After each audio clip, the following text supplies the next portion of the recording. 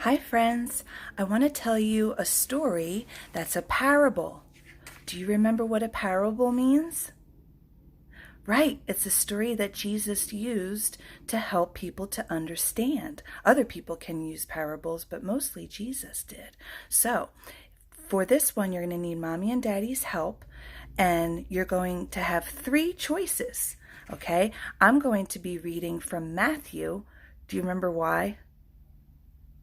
Yeah, I have a brother named Matthew.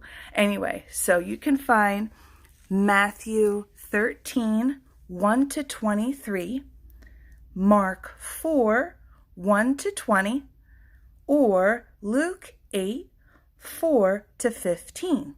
Okay? Let me get my page and we'll begin. So in this story, Jesus is talking about seeds. And we like seeds, especially in the springtime, because what happens to them? Right, they grow up, just like you. You might not be a seed, but you are growing up. You're not going to be the same size when I see you again. You're going to be so big I won't even know who you are, right? Okay, so Matthew 13, here we go. All right, verse 1. That same day, Jesus went out of the house, and sat by the lake. Such large crowds gathered around him that he got into a boat and sat in it while all the people stood on the shore. Well, we know about the crowds following Jesus, but imagine that, picture that. You could use your toys and make a big pile of toys and then pick a toy and put it in a boat and you could pretend that toy is Jesus. That's how many people there were. You know how sometimes when we watch a movie or we listen to a story and we say, I can't see, I can't see. Well, that's what the people must have been doing. And Jesus said, all right, all right, all right. And he decided that he needed to be in a boat so that everyone could see and there would be no arguing. We love Jesus for that, don't we? So let's listen to what his story is about. Okay? Then he told them many things in parables, saying, a farmer went out to sow his seed. Well, does he mean that he's going to take a needle and a thread? No, not that kind of sow. This kind of sow means to plant. So when you're a farmer, you plant your seeds in a certain way. Now, I'm not very good at planting, but a farmer would be able to tell you a better way to do it. But usually you put them in a line. Oh man, now I lost my page again. You put them in a line, and that's what it means to sow. Okay, so they make rows and rows, and that's what it means to sow seed, not to sow clothes. Okay? As he was scattering his seed, some fell along the path, and the birds came and ate it up. Right? They probably thought they were being fed. That's one kind of soil. Next one, some fell on rocky places where it did not have much soil. It sprang up quickly because the soil was shallow. But then, when the sun came up, the plants were scorched and they withered because they didn't have any root. So the first ones didn't even have a chance because the birds ate them. But the second ones, they did sprout, but they weren't in the ground. They were on rocks. So that's a problem too. Let's keep listening. Other seed fell among thorns. Ouch! Which grew up and choked the plants.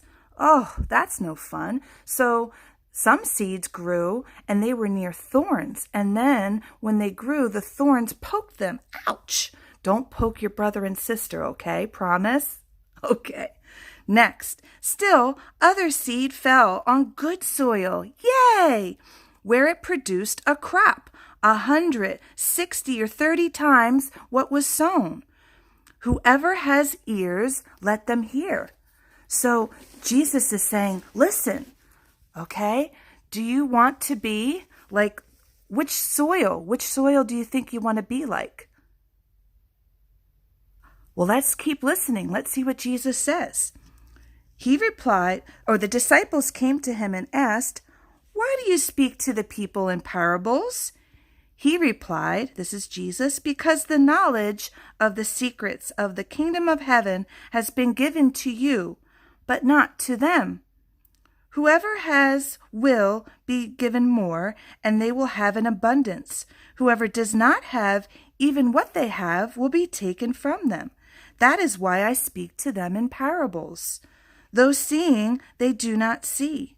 Though hearing, they do not hear or understand. In them is fulfilled the prophecy of Isaiah." Do you remember what a prophet means? Right, someone that the Holy Spirit, God gave them the Holy Spirit so that they could see into the future. So Isaiah is not alive right now with Jesus, but when he was alive, Isaiah said this: "You will be ever hearing, but never understanding.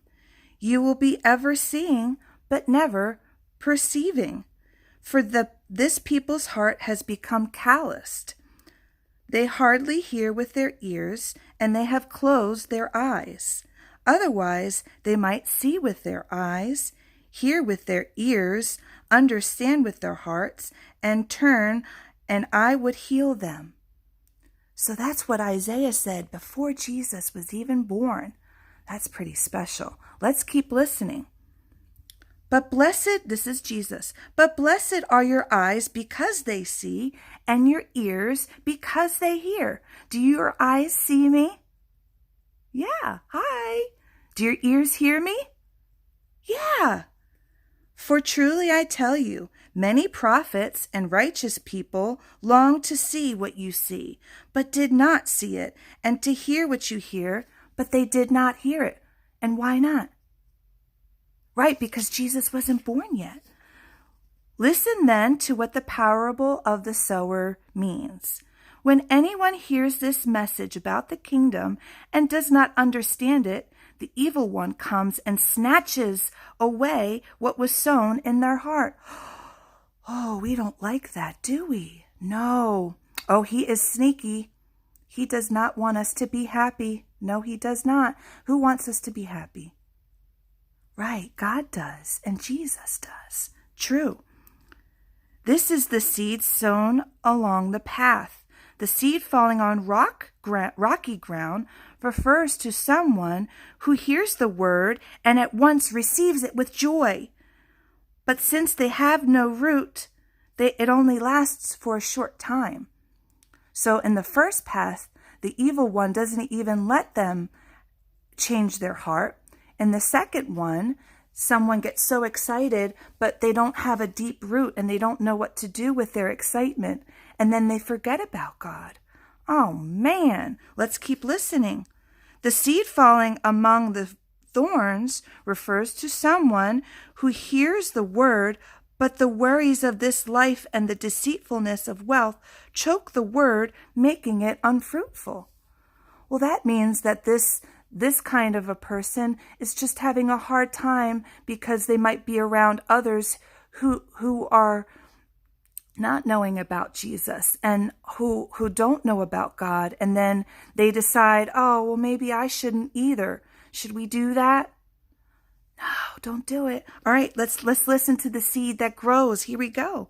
But the seed falling on good soil refers to someone who hears the word and understands it. This is the one who produces a crop yielding 100, 60, or 30 times what was sown.